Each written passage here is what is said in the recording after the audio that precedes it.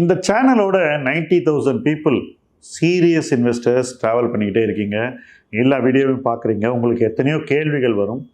இந்த கேள்விகளை கேட்கணும்னு தோணும். ஆனால் அதெல்லாம் கமெண்ட்டில் போய் கேட்க கூச்சமாக இருக்கலாம். பர்சனல் கொஸ்டின்ஸாக இருக்கலாம். இந்த எல்லா கேள்விகளையும் நீங்கள் எங்கிட்ட கேட்கணுன்னாக்கா ஆஸ்க் மைல்ஸ்டோன்ஸ் டு வெல்த் எனிதிங்ன்ற என்னுடைய ஒரு ஹெல்ப்லைன் இருக்குது. AMA அப்படின்னு நம்ம சொல்கிறோம். அந்த ஹெல்ப்லைனில் நீங்கள் இந்த கீழே இருக்கிற ஃபார்மை ஃபில்அப் பண்ணி ரெஜிஸ்டர் பண்ணிவிட்டு நேரடியாக எங்கிட்ட நீங்கள் பேசலாம், கேள்விகளை கேட்கலாம். எனக்கு தெரிந்தவரை முடிந்தவரை உங்களுக்கு பதில்களை சொல்கிறேன். ஸோ அந்த களத்திலே நம்ம தொடர்ந்து பயணிப்போம். $1 மில்லியன் மைல்ஸ்டோன் யாருக்கு? முதல்ல $1 மில்லியன் அப்படிங்கிறது எவ்வளவு? மாறிக்கிட்டே இருக்குது. கொஞ்ச நாள் முன்னாடி 6 கோடி என்பது $1 மில்லியன் இருந்தது. இப்போ 8.5 கோடி $1 மில்லியன் நம்ம எடுத்துக்கலாம். பட் மாறிக்கிட்டே இருக்கிற ஒரு நம்பரில் நாம் ஒரு ரவுண்ட் ஃபிகரை வச்சுக்கிட்டா நமக்கு ஈஸி இல்லையா? ஸோ 8 கோடி என்பதை நாம் ஒரு $1 மில்லியன் நம்ம கணக்கு வச்சுக்குவோம். இந்த 8ங்கிறது ஈஸியாக நமக்கு புரியக்கூடிய நம்பர். முதல்ல $1 மில்லியன் யாருக்குன்ற கேள்வி ரொம்ப முக்கியம். நிறைய பேர் அது தங்களுக்கு பொருந்தாதுன்னு நினைக்கிறாங்க. இன்னும் குறிப்பாக சொல்லணும்னா மிடில் கிளாஸ் பீப்புள் $1 மில்லியன் தங்களை மீறிய ஒரு விஷயம் அப்படின்னு நினைக்கிறாங்க. சரி, $1 மில்லியன் உங்களை மீறிய விஷயம் நீங்கள் நினைக்கிறீங்க. ஃபார் அ செகண்ட் அது சரின்னே எடுத்துக்குவோம். 1 கோடி உங்களை மீறின விஷயமா? 1 கோடி ரூபாய் சேமிப்பது என்பது நடுத்தர வர்க்கத்திற்கு மீறின விஷயமா அப்படின்ற கேள்விக்கு வருவோம். உடனே எல்லாருமே இல்லைன்னு ஒத்துப்பீங்க. 1 கோடி என்பது நீங்கள் எட்டக்கூடிய ஒரு இலக்கு. ஏன்னா இன்னைக்கு பாருங்க, நம்முடைய ஆஸ்பிரேஷன்ல என்ன கார் வாங்கலாம்னா 15 லட்சத்துக்கு கீழே இல்லை. ஸோ ஒரு காருக்கு 15 லட்சம். சரி, வீடுனா பெருநகரங்களுக்கு வெளியிலனா 50 to 75 lakhsல சான்ஸ் இருக்கு. பட் நகரங்களில் 1 கோடி கீழே ஒன்றுமே கிடையாது. உண்மைதானே? அப்போ வீடு வாங்காமல் ஒரு மிடில் கிளாஸ் பர்சன் வாழ போகிறாங்க? இல்லை, ஆல்மோஸ்ட் அது அத்தியாவசியம் தானே. அப்போ 1 கோடி என்பது எல்லோருக்குமான ஒரு எண். எல்லோருக்குமான எண்ணாக நீங்கள் 1 கோடியை ஏற்றுக்கிட்டீங்கன்னா அப்போ நீங்கள் ஸ்பெஷலாக என்ன பண்ண போகிறீங்க? லைஃப்பில் ஏதாவது ஸ்பெஷலாக பண்ணணும்ல. எல்லாரும் பண்ணுறத நானும் பண்ணேன்னு சொன்னால் உங்களை இந்த சமூகம் எப்படி பார்க்கும்? இந்த சமூகம் எப்படி உங்களை பார்க்குமோ அதுதான் நீங்கள் விரும்புகிறீங்களா? Answer is no. நம்மளை சமூகம் தனித்து பார்க்க வேண்டும். நம்மை சுற்றி இருப்பவர்கள் நம்மை மதிக்க வேண்டும். இதெல்லாம் நமக்கு அடிப்படை தேவைகள். சரிதானே?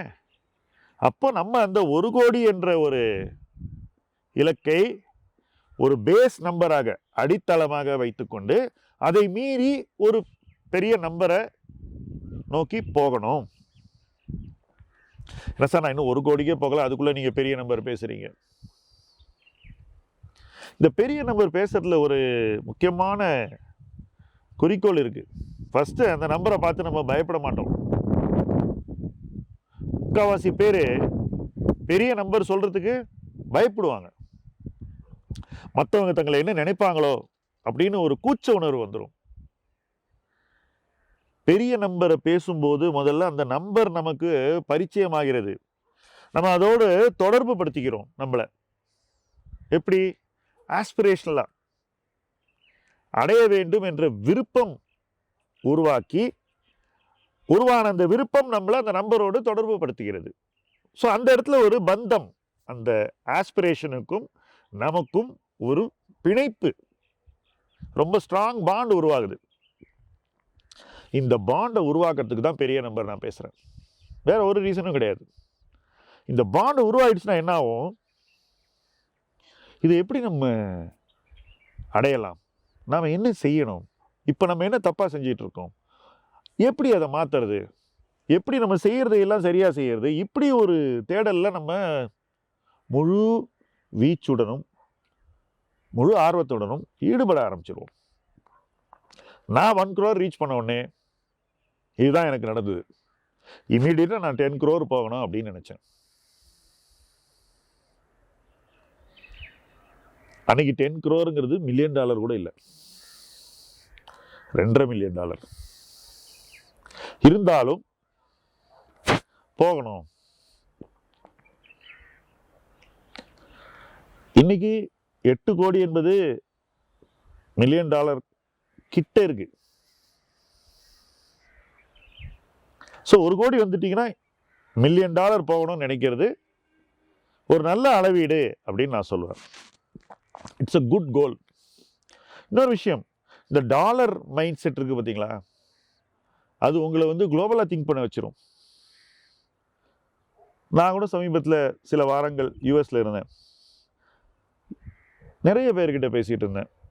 குறிப்பிட்டு சொல்லணும்னா, இங்கேருந்து அங்கு சென்றவர்கள், நல்ல பணியில் இருப்பவர்கள், குடும்பத்தை நல்லா நடத்துகிறவங்க, mentally middle class, but slowly becoming rich. அவங்கள்ட்ட எவ்வளோ பணம் இருக்குன்றது எனக்கு புரிஞ்சிக்க முடிஞ்சுது. வீட்டுடைய மார்ட்கேஜை பே பண்ணிட்டாங்கனாக்கா அவங்கள்ட்ட இருக்கக்கூடிய பணம் இந்த 1 மில்லியன் அதோட கொஞ்சம் எக்ஸ்ட்ரா இருக்கலாம், அவ்வளோதான். அதுவே ஒரு பெரிய தொகை.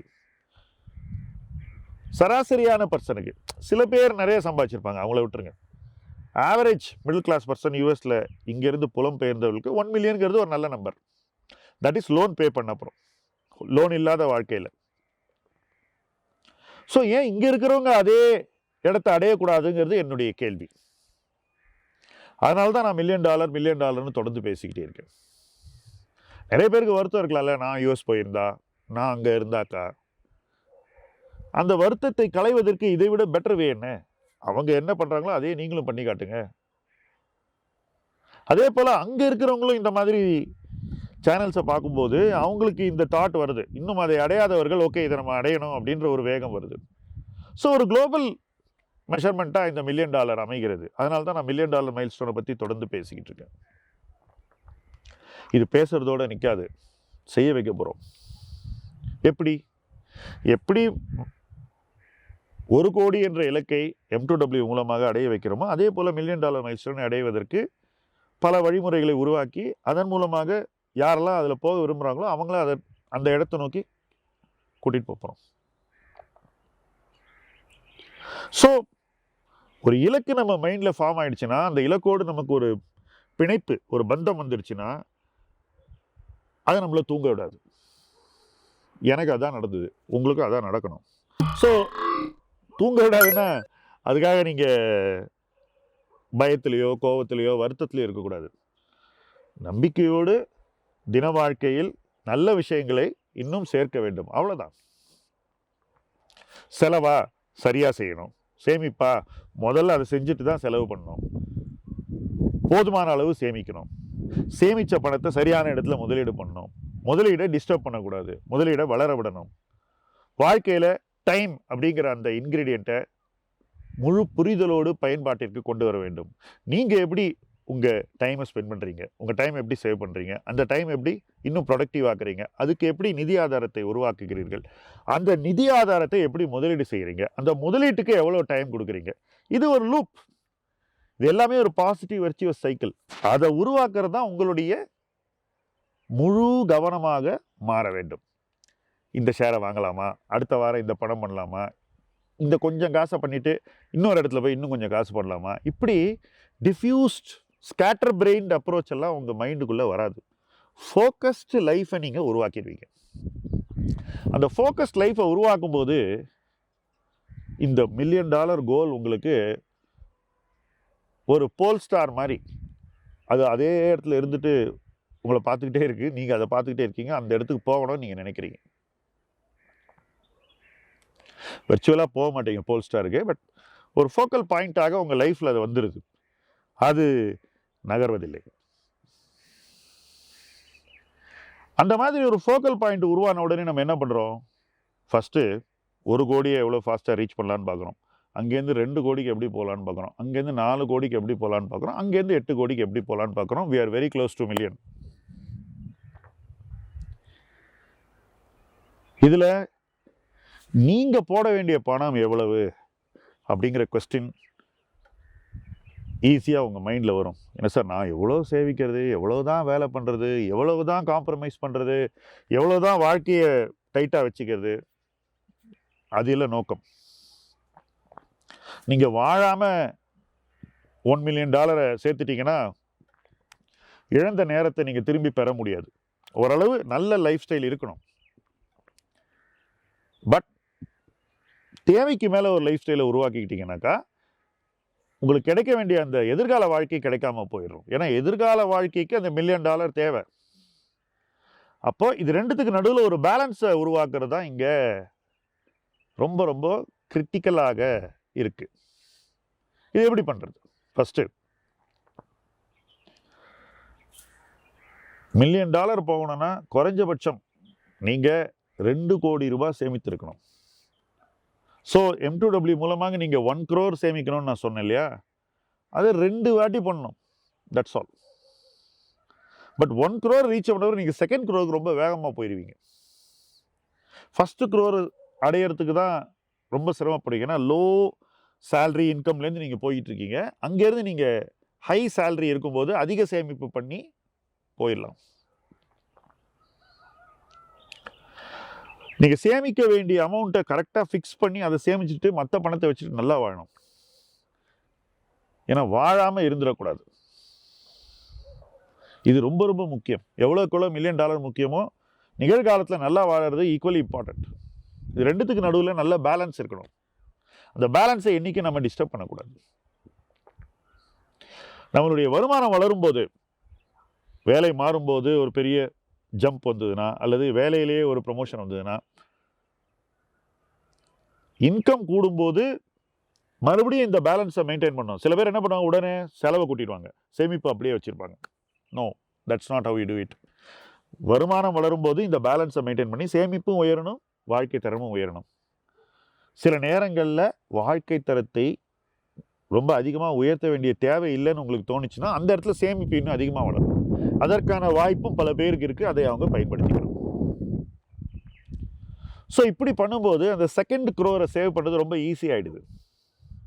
ஸோ 1st crore ரொம்ப சிரமப்பட்டு ஒருத்தர் வந்தால் கூட 2nd crore ஃபாஸ்ட்டாக ரீச் பண்ணிடுவாங்க. இது ரெண்டும் வந்து சேரும்போது அதுக்கப்புறம் தொடர்ந்து நீங்கள் 3வது crore சேவ் பண்ணிக்கிட்டு இருப்பீங்க. பட் இந்த 2 கோடி உங்களுக்கு காம்பவுண்ட் ஆகி உங்களை ஒரு நல்ல இடத்துக்கு கொண்டு வந்துடும். என் பார்வையில் இந்த 3rd crore சேவ் பண்ணும்போது ஒருத்தர் $1 மில்லியன் கிட்ட போக ஆரம்பிச்சிருவாங்க. 3rd crore அடையும் போது உறுதியாக அவர் $1 மில்லியன் சென்றடைந்திருக்க வேண்டும் என்பது என்னுடைய நம்பிக்கை. ஒருவேளை பொருளாதாரம் அதுக்கு சப்போர்ட் பண்ணல, ஒரு லாங் பேர் மார்க்கெட் வருது, உலகம் பூரா ஸ்டாக் மார்க்கெட் கீழே இருக்குன்னா அப்போ 4th crore சேவ் பண்ண வேண்டியிருக்கும். பட் அப்படிப்பட்ட ஒரு சூழல் இந்திய முதலீட்டாளருக்கு வருமா அப்படின்னு கேட்டிங்கன்னா அதற்கான சாத்தியக்கூறுகள் குறைவு அப்படின்னு நினைக்கிறேன். ஸோ ஒரு 3 crore நம்ம சேவ் பண்ணால் $1 மில்லியன் வந்துடும் அப்படின்னு நம்ம எதிர்பார்க்கலாம். எவ்வளோ நல்ல சார் வரும்? எல்லாரும் கேட்க வேண்டிய கேள்வி தானே. நண்பர் ஒருத்தர் சொல்லிட்டு இருந்தார், ரொம்ப நாள் ஆகும் ப்ரோ அதெல்லாம் வரதுக்கு, 1 to 10 crore போகிறதுக்கு ரொம்ப நாள் ஆகும் ப்ரோ. ஸோ நான் ஒரு சுட்டி காட்டினேன், நான் 1 crore இந்த இடத்துல அடைஞ்சேன், அந்த இடத்துலேருந்து என்னால் இந்த ரிட்டர்னை அடைய முடிஞ்சுது. 10 crore நான் இத்தனை வருஷத்தில் அடைஞ்சிட்டேன். இந்த 1 crore 10 crore ஆயிடுச்சு. அப்போ தான் அவருக்கு ஷாக் ஆச்சு, காம்பவுண்டிங்கினுடைய எஃபெக்ட் வந்து இவ்வளவா அப்படின்னு. ஸோ 12% ஏர்ன் பண்ணால் ஒரு வேகம், 18% ஏர்ன் பண்ணால் ஒரு வேகம், 25% ஏர்ன் பண்ணால் ஒரு வேகம்.